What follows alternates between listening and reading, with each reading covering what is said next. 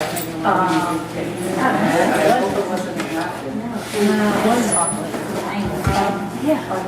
that was Thank you. spectacular. Thank you.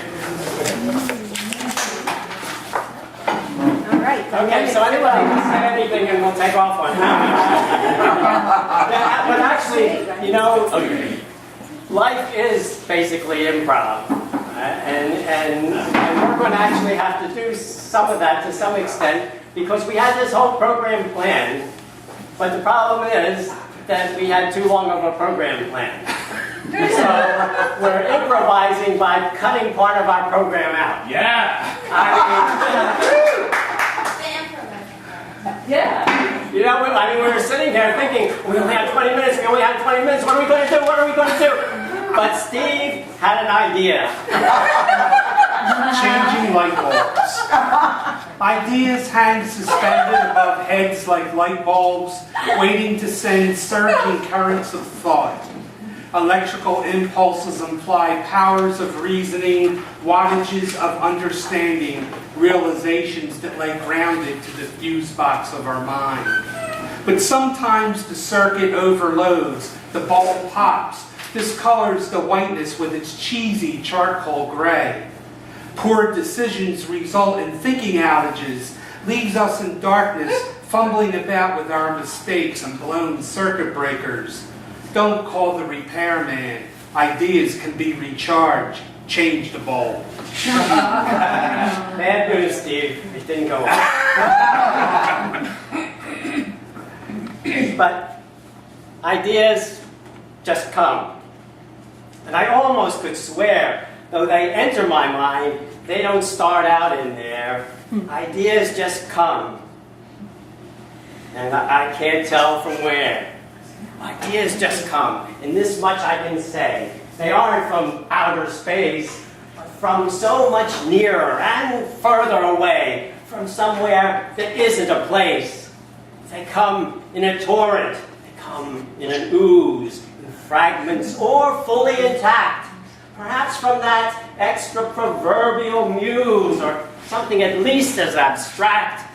They come crashing like a waterfall, or shushing like a stream. They don't come running when I call, but sometimes when I dream, they make me loquacious and then strike me dumb, so I cannot seem to express what may be their source. I just know that they come. I know nothing more, nothing less.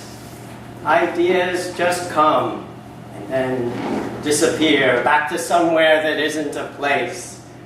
And if you don't seize them the moment they're here, they'll be gone without leaving a trace. Mike, I thought you can get rid of the bulb now. Oh, yeah, I guess I can. How many poets does it take to get rid of a bulb? This is called The Poet in His 20s or Possibly Beyond. It's your level head that frustrates me, disappoints me like a hot girl suddenly having a spiritual epiphany in the middle of strip poker.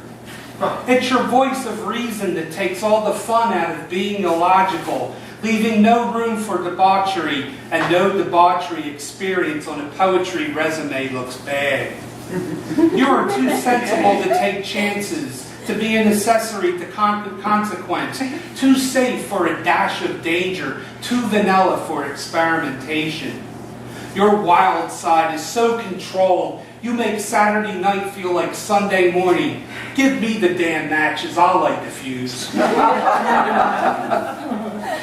You see, you have to be a little crazy to do this, but a little madness isn't bad as long as you're not the craziest one around. And as I look around, I'm relieved to see because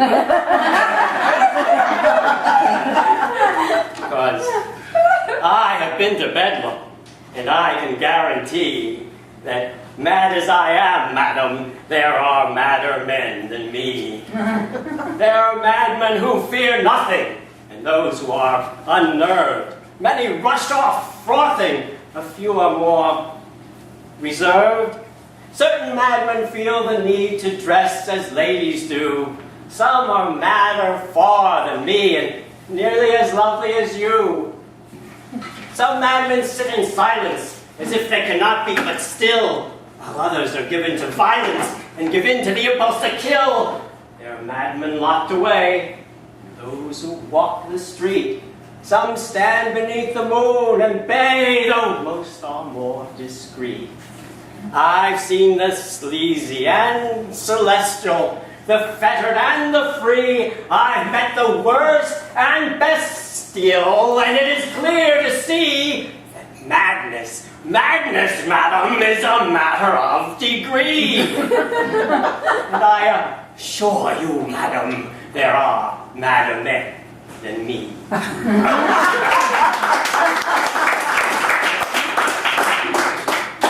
You have to be a little nuts, but you don't want to be a total lunatic. There has to be a happy medium. You know what they say, happy medium, happy seance.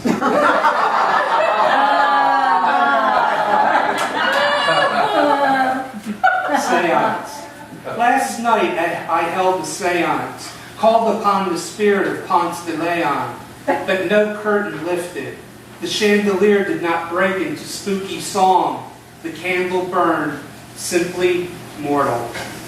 As I sat in shadow fusion, it is not the summons to fear, but rather the silence, the awful, dreadful quiet that is cast to the unattainable fountain that lurching years cannot find. Can't find the fountain of youth, so we have to settle for the youth revival movement, whereby 40 may be the new 20, 50 the new 30. It would seem that age reduction is the trend, and if 60 is the new 40, 70 is the new 50. You can keep up the reversion to the end. It's the youth revival movement. But to join, you must survive. A lesser age is no improvement unless you are alive. So 70 is the new 50, or so we've heard it said.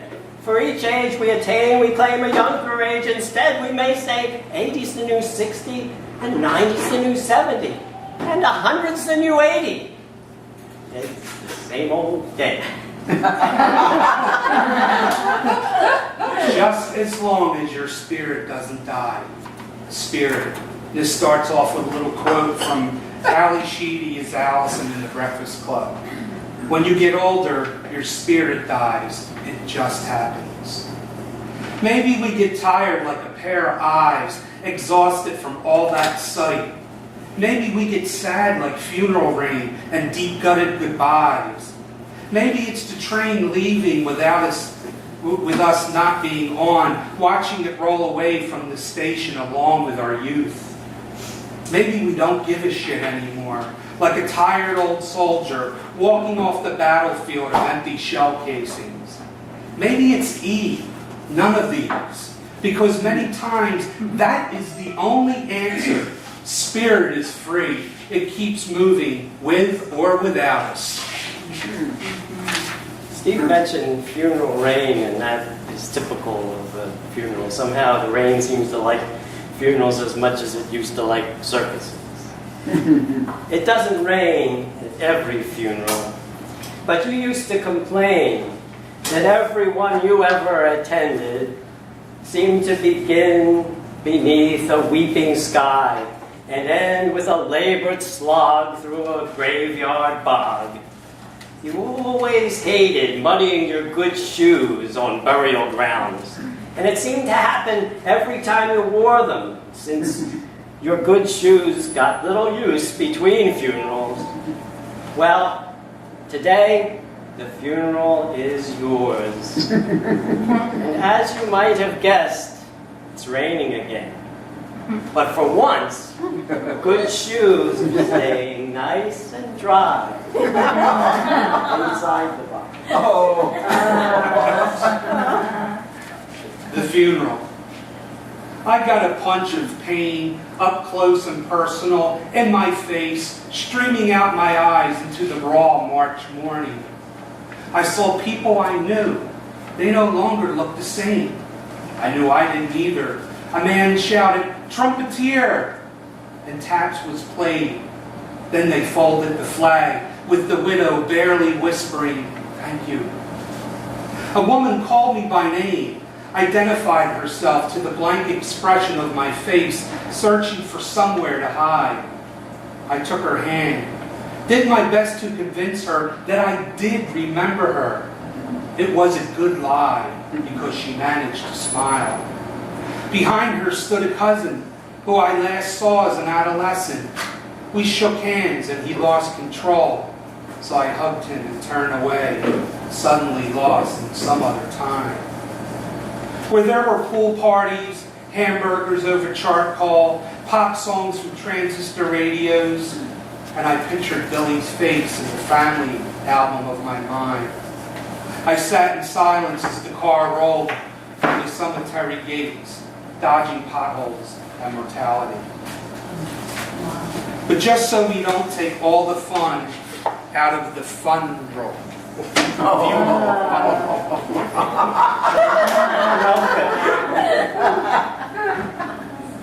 Someday you may find yourself before a magnificent gate, and you may think, this gate is so magnificent, it must be the gate to heaven. But you may be mistaken. And you may see a little man standing by the gate, and you may think him to be a gnome or a sprite, or maybe even an angel. But you may be mistaken. And the little man asks you a question. You may think, all I have to do is to answer this question correctly, and I will be admitted to paradise. And again, you may be mistaken.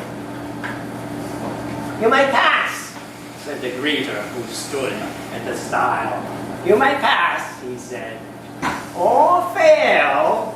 And he flashed me his jagged smile, waggled his pointy tail. There's only one question in this exam, he said, winking a fiery eye. There's only one question that's worth a damn. The question's simply why. Now, this exam is quite short for a test, but it sure made a difficult quiz. Yet it came to me faster than I could have guessed, and I answered, because it is. It shocked him to find me quick-witted, but he recovered well. You passed, Satan admitted. Now you can go to hell. I should have realized my fate before I took the quiz. I might have recognized the gate and who the keeper is, and known he was bound to outwit me, and seen in his evil face that pass or fail he would admit me to the same ungodly place. Oh, hell. Hell. Hell is for everyone, over 100 billion served. And it comes 100 billion ways, reaching all genders, all ages, all walks of life. There is no discrimination in the eyes of hell. Hell is like a bad horror movie where the monster keeps returning. Hell, Hell the sequel, Return of Hell, Revenge of Hell, and the ever-popular Barney in Hell. Hell is such a guarantee. It should have stock. It would improve the economy. We could all get rich, go out and celebrate, take our hell and ourselves out to dinner with our friends in their hell, along with some of their friends in their hell, and have one hell of a good time. Maybe that's the key. Laugh at hell, because we sure as hell can't escape it. Well, whatever the afterlife may bring, Cohen hopes for fame when he dies, because we sure as hell don't get it while we're living. Anyway, he hopes for posthumous fame, but he may have to settle for something else like posthumous irony. The poet's dead body was discovered in the living room. Let's repeat with proper emphasis. The poet's dead body was discovered in the living room. Too bad the irony had to be lost on him. The poet would have appreciated it if he were living, but so long as he were living, there could be no discovery of his dead body in the living room, and that particular irony would not be, at least not yet. The reason a poet writes is to leave something behind, And though we know that what we leave behind will in its turn leave us behind, a poet can transcend this inevitability to some small extent. That is what I am attempting here. That is why I'm leaving a copy of this poem in the living room, just in case. I'll be damned if I'm simply going to lie down and let perfectly good irony be lost on me.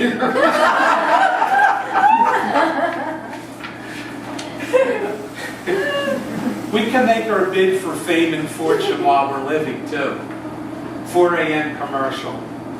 K-Tel presents Steve Delia's greatest hits. That's right. And you can have all these poems in one incredible package.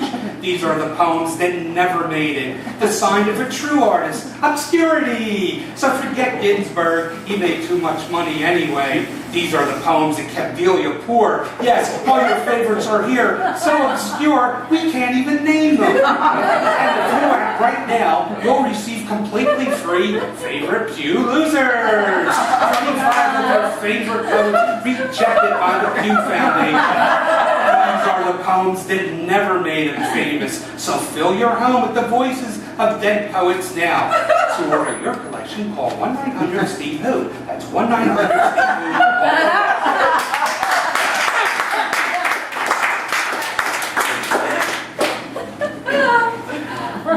Change the tone a bit.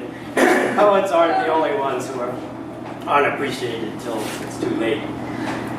Like the speed we don't feel until after the rush, and the dreams we don't know till we waken, and the sounds we don't notice until there's a hush, and the souls we don't love until they're taken. So please appreciate your poets. And before it's too late, we want to thank you all for being here and for being willing to spend some time sharing our thoughts with us. Thank you, poets. Poets drip and slip, sweep into the broom like a broom, each armed with creativity that is infectious, tremendous, leaves me defenseless. You are the fireplace, long filling the empty space of the black hole of my soul, for you jab, stab, and roll, turning flame to blaze. It's beautiful, hysterical, and craves. Poets, how can I address that you are part of any success, because you fulfill my appetite to write, and the only thing I can do is simply say thank you.